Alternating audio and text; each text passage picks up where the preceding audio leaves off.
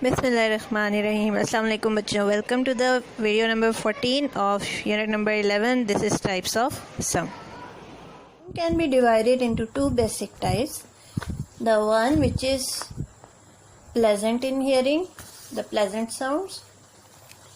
The other one which is unpleasant sound. The sounds which are pleasant to our ears are called musical sounds. Examples are flute, drum, harmonium, chirping of birds, and a lot many more examples you can give.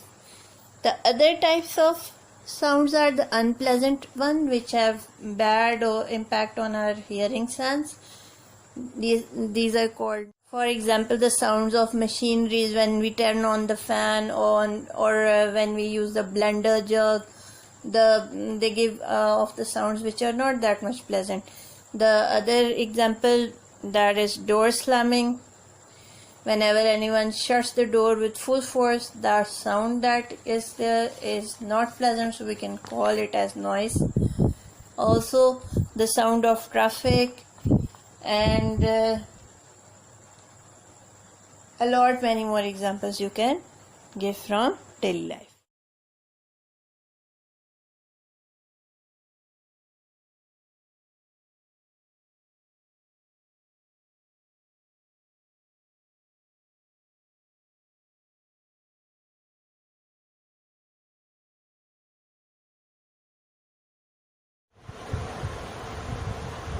With the passage of time, a lot of sounds have added in our environment which are a cause of noise pollution. If I discuss about those causes, there are two main sources or causes. First is transportation equipment like the trucks, the tractors, the buses. Sometimes they have big hooters, sirens or horns which create noise pollution. Also, whenever they are working, their engines also produce noise pollution. A lot many other things that you can imagine under this heading. On the other hand, the cause is the heavy machinery. Heavy machinery also, when it works, it creates a lot of noise. Sometimes light machinery also create a lot of noise. Right now the fan is creating noise in this video. I especially turned it on just to give you the example of the noise pollution caused by the machinery. The blender jug, when it is turned on, it also causes an unwanted sound or undesirable sound. And if you go for the heavy duty machinery or the industrial machinery, they create a way more sound, but that is undesirable sound, so it is a cause of noise pollution as well. And disadvantages of noise pollution, they affect the human health. First of all, it can cause hearing loss. If a person remains in an environment where there is so much noise for a long time or for some time, the hearing loss may cause. The person will not be able to listen clearly. The next thing is sleep disturbance. Obviously, whenever a human being wants to take sleep, the environment should be calm, the environment should be quiet, but if there is noise around, for example, at night, I don't know whether it happens nowadays or not, but previously it happened that if in any house there was a marriage ceremony, they used to turn on the music very loud. Either it was day or night, the music was banging all the time. But that happiness of one house caused sleep disturbance in a lot of the neighboring houses. The small babies cannot sleep if there is noise. The old age people cannot sleep if there is noise. Even sometimes the young people also find the problem in falling asleep whenever there is noise. So here comes one basic social manner as well. Please don't turn on the sounds very loud whenever you are watching the TV or you are listening to music or you are talking to anyone. Just keep your sound normal and only that much that you can hear, because it can create sleep disturbance for a lot of people. Also, in Western countries, it is forbidden to turn on the sounds that much that the neighboring person gets disturbed. So this is one of the basic social manner as well that you can get from this point of your lecture. The other thing that is related to the psychological health of any person, a person who remains in the situation of noise pollution a lot can get affected by aggression. The people can get hypertension. The people can get high stress level. Aggression means the will to be aggressive, to be overreactive. Hypertension, to be in tension all the time. High stress level, all the time taking stress for doing the things. These three are the psychological impacts, and these two are the physical health impacts that noise can create. Some environments where noise cannot be avoided, for example in the industrial areas, or a person performing, or a warden, traffic warden performing the duty in the on the roads where there is a lot of traffic. There must be some limit for which they will be working in this noise polluted areas. First one is the level or volume of the noise that they are taking in. The second one is period of exposure, that is for how much time they should be in that noisy or noisy environment.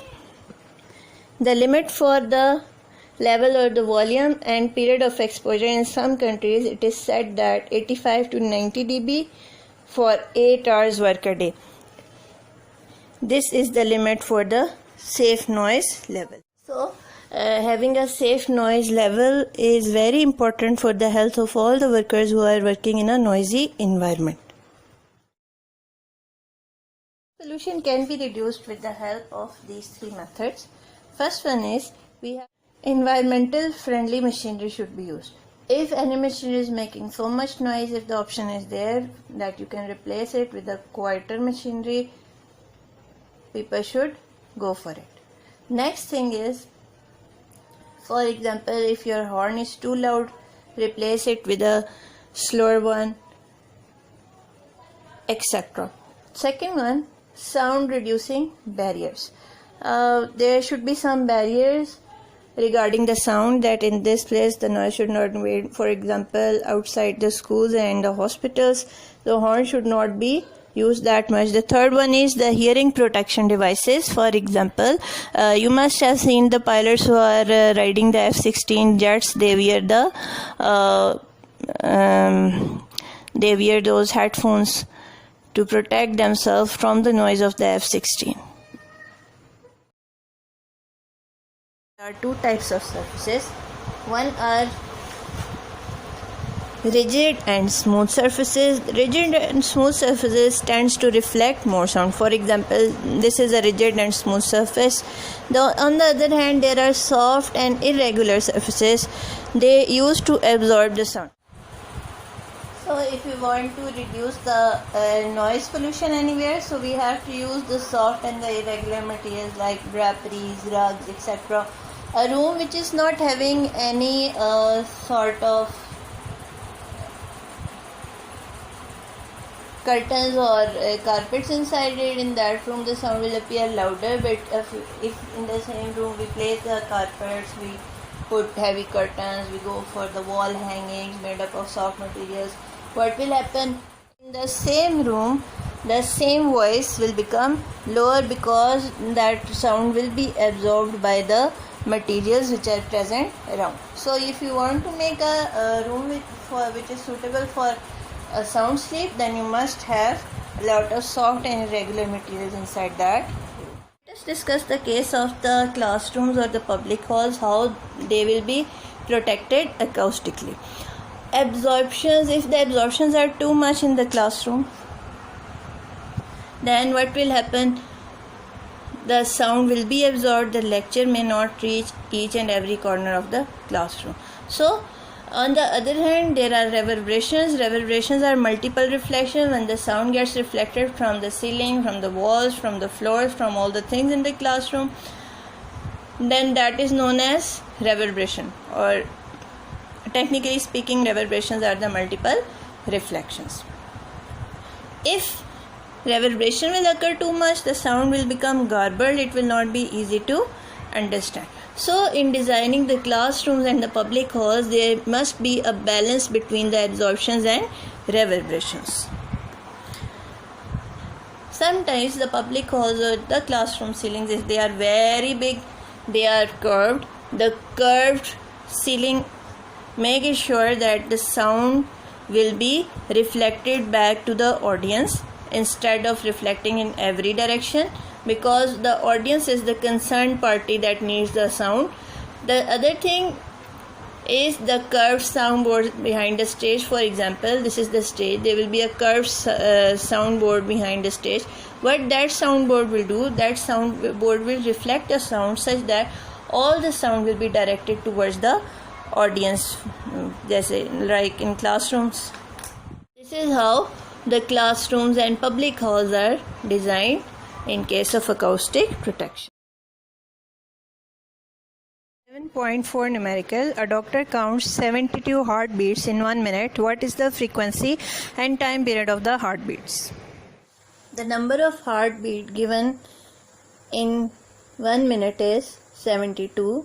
So I represent that by n. Time is given 1 minute.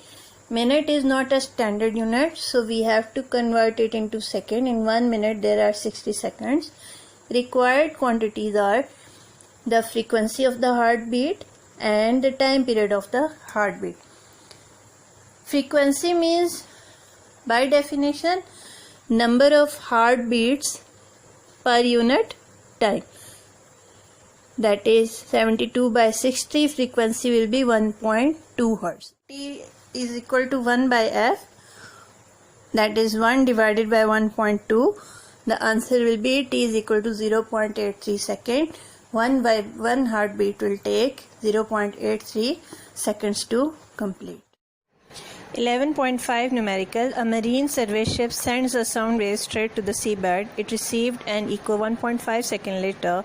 The speed of the sound in seawater is 1500 meter per second. Find the depth of the sea at this position. The time taken for the signal is 1.5 seconds. The speed of the signal is 1500 meter per second. Required is the depth of the sea. If you look at this picture, this will be the survey ship, and this is the way how the signal will come to the seabed and then it will reflect back. This total distance covered will be S, and this distance from the surface of ocean to the seabed is depth of ocean or depth of sea. So we have to calculate the depth of sea here. As you know that S equals Vt, put the values, we get the answer 2250 meters, but we required the depth of the seabed.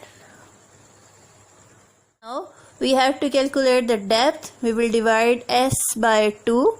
We will get the depth, that is 2250 divided by 2, and depth is equal to 1125 meters.